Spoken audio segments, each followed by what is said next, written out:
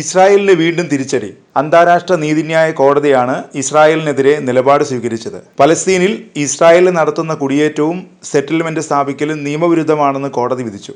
നിയമവിരുദ്ധ പ്രവർത്തനങ്ങളിൽ നിന്ന് ഇസ്രായേൽ പിന്മാറണമെന്നും ICJ പറഞ്ഞു. കിഴക്കൻ ജെറുസലേമിലും വെസ്റ്റ് ബാങ്കിലുമാണ് ഇസ്രായേൽ കുടിയേറ്റം നടത്തുന്നത്. ഇത് രാജ്യാന്തര നിയമങ്ങളെ വെല്ലുവിളിക്കുന്നതാണെന്നും കോടതി വ്യക്തമാക്കി. നാശനഷ്ടങ്ങൾക്ക് നഷ്ടപരിഹാരം നൽകി നിലവിലുള്ള എല്ലാ കുടിയേറ്റക്കാരെയും പലസ്തീനിൽ നിന്ന് ഒഴിപ്പിക്കേണ്ടത് ഇസ്രായേലിന്റെ ബാധ്യതയാണെന്നും കോടതി പറഞ്ഞു. ഇതാദ്യമായാണ് ഇസ്രായേൽ പലസ്തീൻ വിഷയത്തിൽ തീർപ്പ് കൽപ്പിച്ചുള്ള വിധി ICJ നടത്തുന്നത്. എന്നാൽ കോടതിയുടെ കണ്ടെത്തലിനെ ഇസ്രായേൽ തള്ളിയിട്ടുണ്ട്. കോടതിയുടേത് ഏകപക്ഷീയമായ വിധിയാണ്. മേഖലയിൽ ഒത്തുതീർപ്പ് ചർച്ചകളിലൂടെ മാത്രമേ കുടിയേറ്റ വിഷയം പരിഹരിക്കാൻ സാധിക്കൂ, ഇസ്രായേൽ വ്യക്തമാക്കി. ജൂതരാഷ്ട്രമായ ഇസ്രായേലിന് സ്വന്തം ഭൂമിയിൽ അധിനിവേശം നടത്താൻ സാധിക്കില്ലെന്നാണ് ICJ വിധിയിൽ ഇസ്രായേൽ പ്രധാനമന്ത്രി ബെഞ്ചമിൻ നെതന്യാഹു പ്രതികരിച്ചത്. നേരത്തെയും ഇസ്രായേലിനെതിരെ രാജ്യാന്തര നീതിന്യായ കോടതി നിലപാട് സ്വീകരിച്ചിട്ടുണ്ട്.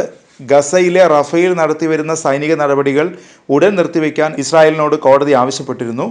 ഗസയിലേക്ക് സഹായം എത്തിക്കാൻ റഫ അതിർത്തി തുറക്കാനും കോടതി ഉത്തരവിട്ടിരുന്നു. ഇക്കാര്യങ്ങളിൽ ഇസ്രായേൽ സ്വീകരിച്ച നടപടികളുടെ റിപ്പോർട്ട് 1 മാസത്തിനകം സമർപ്പിക്കണമെന്നും രാജ്യാന്തര കോടതി ആവശ്യപ്പെട്ടിരുന്നു. ഇസ്രായേലിനെതിരായ വംശഹത്യ ആരോപണങ്ങൾ അന്വേഷിക്കാൻ ഐക്യരാഷ്ട്രസഭയുടെ ഏജൻസികൾക്ക് ഗസയിലേക്ക് പ്രവേശനം അനുവദിക്കണമെന്നും കോടതി നിർദ്ദേശിച്ചിരുന്നു. കോടതി നിർദ്ദേശം ഇസ്രായേൽ അന്നും തള്ളിയിരുന്നു. ഗസയിലെ തങ്ങളുടെ പ്രവർത്തനങ്ങൾ ഹമാസ് പോരാളികൾക്കെതിരെ സ്വരക്ഷയ്ക്ക് വേണ്ടിയാണെന്നായിരുന്നു ഇസ്രായേലിന്റെ വാദം. പലസ്തീൻ ജനത അപകടത്തിലാണെന്നും ഇസ്രായേൽ വംശഹത്യ നടത്തുന്നുവെന്നും ചൂണ്ടിക്കാണിച്ചാണ് ദക്ഷിണാഫ്രിക്ക പരാതി നൽകിയത്. റഫയിലെ ഇസ്രായേലിന്റെ ആക്രമണം വംശഹത്യയാണ്.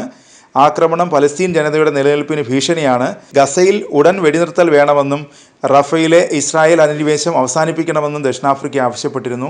ആഗോളതലത്തിൽ നിയമവാഴ്ച ഉറപ്പിക്കാൻ ഐക്യരാഷ്ട്രസഭയുടെ ശ്രമങ്ങളുടെ ഭാഗമായി രൂപം കൊണ്ട സ്ഥാപനമാണ് ഇന്റർനാഷണൽ കോർട്ട് ഓഫ് ജസ്റ്റിസ് അഥവാ അന്താരാഷ്ട്ര നീതിന്യായ കോടതി.